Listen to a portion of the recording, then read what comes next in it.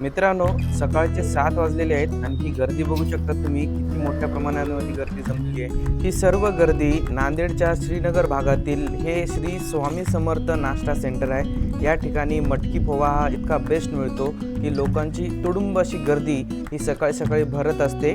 पूर्ण नांदेडची पब्लिक किती आली को पोहे काय 10 रुपयाला पोहे आणि मटकी म्हणलं तर 15 रुपयाला पोहे. किती भारी म्हणजे भारी. आता बाबा सगळे आयटम पार्टनर वजिराबा हे सगळे लोक जेवण खायला आम्ही अजून बोर नाही झालो. आम्ही 2021 पासून मुकुंदाचे पोहे खातो. एक नंबर पोहा आहे श्रीनगर मध्ये फेमस श्री स्वामी समर्थ मुकुंदाचा पोहा. नमस्कार मित्रांनो, स्वागत आहे आपल्या चॅनलमध्ये. नवीनच आपण नांदेडची फूड सिरीज हे चालू केली आहे. नांदेडचे जितके पण प्रसिद्ध फूड आहेत जसं की पोहे असतील, डोसा वगैरे हे सर्व काही आपण सिरीजमध्ये ठेवणार आहोत कंटिन्यू. तर नांदेडचा बेस्ट मटकी पोहा ज्या ठिकाणी आपण श्रीनगर या भागामध्ये उभे आहोत. इथला मटकी पोहा कसा आहे, लोकांचे काही रिव्ह्यू घेतात, त्यांना कसा वाटते, सर्व काही आपण या व्हिडिओमध्ये बघणार आहोत. व्हिडिओला एंड पर्यंत बघा आणि नवीन असेल तर चॅनलला सबस्क्राईब केल्याशिवाय जाऊ नका. चला तर मित्रांनो, चालू आजचा ब्लॉग. सर्वप्रथम दादांनी गरम तेलाच्या कढईमध्ये कढीपत्ता हे टाकला आणि त्याला चांगल्या प्रकारे गरम करून घेतलं आणि त्यानंतर लगेचच त्यामध्ये मिरची टाकली, हिरवी मिरची जे की आधीच कट करून ठेवली होती. त्यालाही चांगल्या प्रकारे असं घोळून घेतलं त्यामध्ये आणि जे शेंगदाणे होते त्याला चांगल्या प्रकारे आधीच ऑइलमध्ये टाकून मिक्स करून घेतलं होतं. तेल चांगलं गरम झाल्यानंतर त्याच्यामध्ये थोडासा कांदा टाकला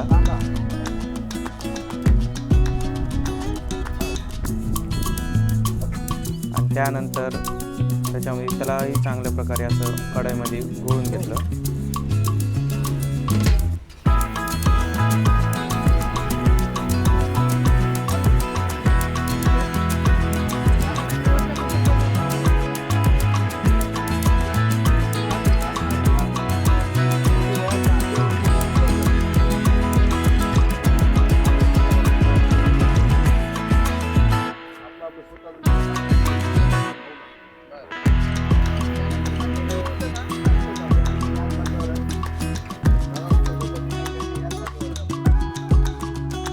लगेचच त्यामध्ये अजून काही प्रमाणामध्ये हळद टाकली आणि त्या पोह्याला चांगल्या प्रकारे अजून मिक्स करून घोळून त्याचा मसाला वगैरे जे आहे ते तयार करून घेतला आणि त्यावरती परत एकदा कढीपत्ता हे अजून टाकून घेतला आणि त्यालाही चांगल्या प्रकारे घोळून दादांनी मिक्स करून घेतलं आणि जे शेंगदाणे तेलामध्ये भिजवून ठेवले होते त्यालाही नंतरच्याला लगेचच कढईमध्ये टाकून मिक्स करून घेतलं.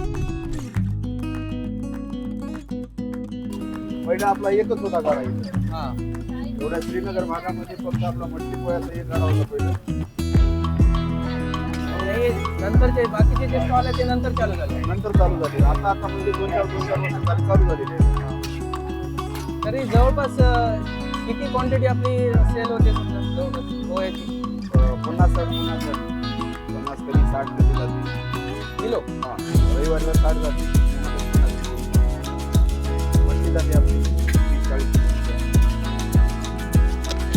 आणि लगेचच दादांनी जे स्वच्छ असे धुतलेले पोहे होते भिजवलेले त्यालाही कढईमध्ये पूर्ण क्वांटिटी 7 ते 8 किलो क्वांटिटी जी आहे ती कढईमध्ये टाकणं.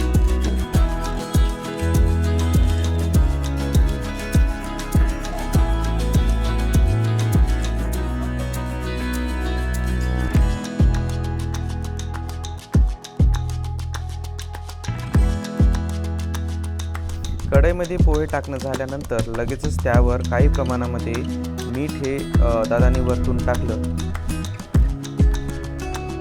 आणि त्या मिठाला आणि खालच्या मसाल्याला हे सर्व जे पोहे आहेत ते चांगल्या प्रकारे मिक्स करून त्याला घोळून कढईमध्ये थोडीशी अजून कोथिंबीर असते ती वरून टाकून घेतली.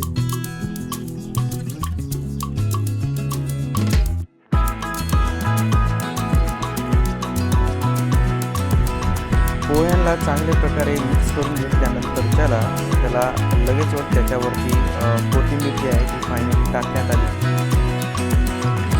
आणि त्यानंतर लगेचच ज्यांना कोणाला पार्सलची वगैरे पण पार्सल पाहिजे असतील पोहे तिथं पार्सलची पण जी सोय आहे ती उपलब्ध आहे.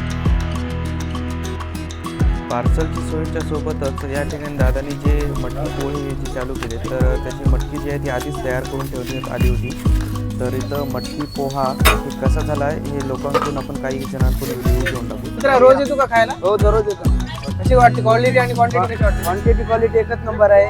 पोहे काय 10 रुपयाला पोहे आणि मटकी म्हणलं तर 15 रुपयाला पोहे. किती भारी म्हणजे भारी. आपा बाबा हे सगळे आयटम पार्टनर वजिराबा हे सगळे लोक जेवण खायला की मग काय ते ताई आमची बाई किती मस्त पोहे बनतात. सकाळी सकाळी नाश्ता म्हणजे लय भारी. दादा कसे वाटतात इथले पोहे? पोहे एक नंबर आहेत. क्वांटिटी खास- क्वालिटी बाहेरून खाण्यासाठी पोहे इथं येतो. कोण्या गावून आले?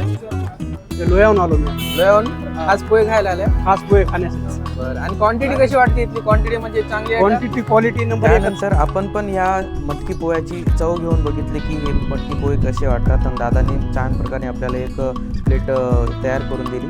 सुरुवातीला पोहे टाकून मटकी टाकून त्यावर शेव टाकून नंतर कांदा टाकून आणि आपल्याला तयार करून दिलं. आणि त्याच्यावरती एक चम्मच आणि त्याची जी ग्रेव्ही आहे ग्रेव्ही पण आपल्याला दादाने तिथून घ्यायला सांगितली. आणि ही ठिकाणी तुम्हाला चांगल्या प्रकारे त्याच्यावरती कोथिंबीर पण टाकण्यात येते. आणि जी ग्रेव्ही असते ती पण खूप चांगली असते.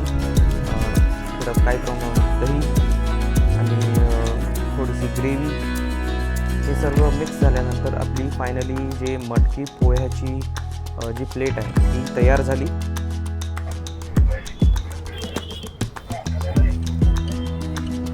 मित्रांनो एकदम नंबर एक टेस्ट आहे. त्याच्यामुळे नांदेडची इतकी गर्दी हे आपल्या भाऊच्या स्टॉलवरती येते. तुम्ही पण एकदा इथले मटकी पोहा एकदा अवश्य टेस्ट घ्या.